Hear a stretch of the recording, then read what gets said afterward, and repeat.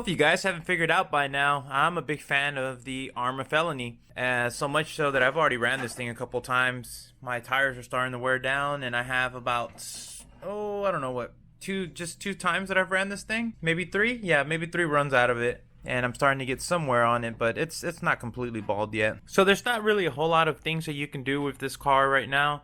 There's not a lot of aftermarket parts. There's just not a whole lot available since it just came out. In typical Horizon, they don't really release a whole lot of things to come out with it. So much so that there's not even rear tires yet for this car. So much so that there's not even rear tires out for this thing yet. So once you run these bald, you're kind of screwed until they get released. I have 3 sets on pre-order, but who knows when that's going to happen. So one of the things that I've done is I just made this stripe kit.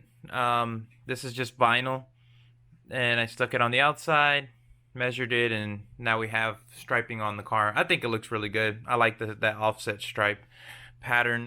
The next thing that I wanted to do is some lights, and I was thinking of what I wanted to do with it, and I found this kit on eBay. So I'll have the link in the description below of where I got it. I think it was 25 bucks, and pretty much this is supposed to be a replacement light kit for the Traxxas TRX4 G500 wagon. So I believe I paid somewhere around, I think 25 or 30 bucks shipped. And it was supposed to take a pretty long time to get here, but it actually got here in pretty decent time. Maybe it's just my exact location was better for their shipping. I'm not too sure, but this comes with everything that you need. It comes with all your leads to connect to your receiver. This is the light kit itself, like the box that controls. In case something does get unplugged, it does come with this sheet, and it tells you how to plug everything up, where your receiver, your servo, everything needs to go, and basically, you know, it's your blueprint. The company that I got this from is Arrma.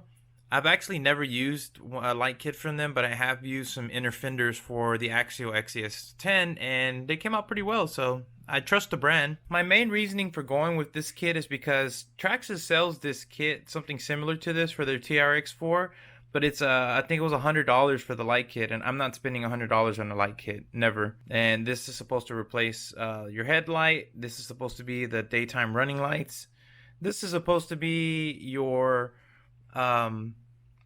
search lights that go on the top, but I'm going to do something with these, and then all your other LEDs that just plug in for like your turning, your back brakes and stuff. But I'm going to run everything I think I'm going to run it differently. The first thing that we want to do is we want to remove this receiver box, and there's actually 1, 2, 3, and then there's another one over here, 4 screws that you need to remove, all 2mm hex. Once you have those, there you have access to your receiver box. And that's actually my first look at the Spectrum receiver that comes with this thing. I'm not really a big Spectrum guy, but this is what came with the Arma.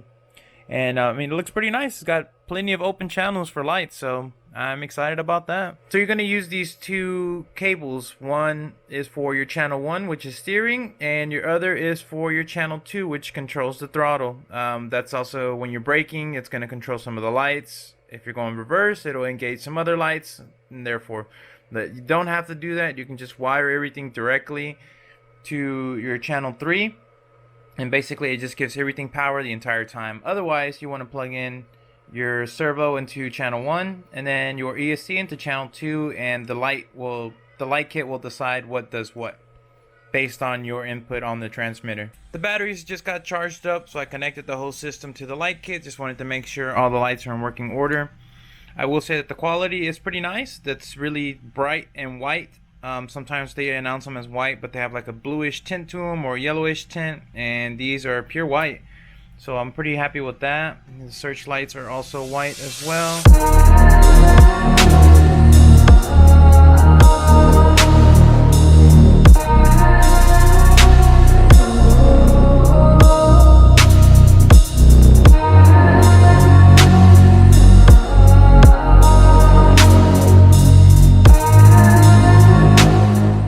This was actually a very involved project for the amount of end result, but I think it looks really great. So we got the light working here. There's actual glass here, or a little plastic that resembles glass, and then we got the lights mounted down here, as well as I got some side markers put in. So here's your right marker, and then the left one will do the same thing. And on the rear, nothing too crazy, just one LED here and one on the other side, red, and they shine out. So I think that'll look pretty good at night. As with the installation, I didn't want to go too crazy, so I just made sure that I only used the lights that I did want. I ended up not using a few of these because these are for side markers and trim lights and so forth, and I don't have any use for that in this. But all the wiring is ran through here. I buttoned it up here. I'm gonna put a couple more just to make it nice and straight. I mounted the controller up here so I have easy access. It also allows for the lid to come off easily, no issues. I can take off the body, replace batteries, do whatever I need to do underneath the lid without it getting in the way and interfering. I went ahead and zip tied all of my wiring here to this center brace and to the two LEDs in the back. So, you know, it's just, again, I just wanted everything to be nice and neat. There is a little bit of pull on these, but I don't expect too much on it. We'll see how that handles the force, but you know, this is not really a super off-road basher, so I don't expect any of this to get moved too much. I tucked all the rest of the cabling away here in the receiver box, and then we closed it back up, and that's pretty much it. So to make the installation very easy, I drilled a hole here in the center. Once I had that hole drilled out, I put the lights in and turned them on so I could see where these were going to be at, and I marked them off with a Sharpie, drembled it a little bit, and then used an X-Acto knife to finish it off. I had some extra like model glass left over. It's not even glass, it's plastic to resemble like headlights. So I cut that to fit this and on the other side as well. And that's how I matched up the lights up here. So we'll turn this back on. And as you can see, you have daytime running lights here. Once the car is ready, these lights will turn on. And as for the bottom, I got a little bit lazy because I didn't have any more of that glass or that plastic, and pretty much I just wanted them for looks. So I went ahead and just I drilled into the spoiler here, ran the cabling through to the box, and just hot glued these in place. And I have Gorilla Glue industrial strength hot glue, so this should hold pretty well. The soldering on these is done really well, so I don't anticipate any of this coming loose. You know, it's just small little details, but it actually was pretty involved with the work overall. But the lights do work for this, and they worked pretty well. So if you have any questions, as always, leave them down below. If not, don't forget to hit that like, hit subscribe, and hit notifications, and we'll see you on the next one. Thanks so much for watching.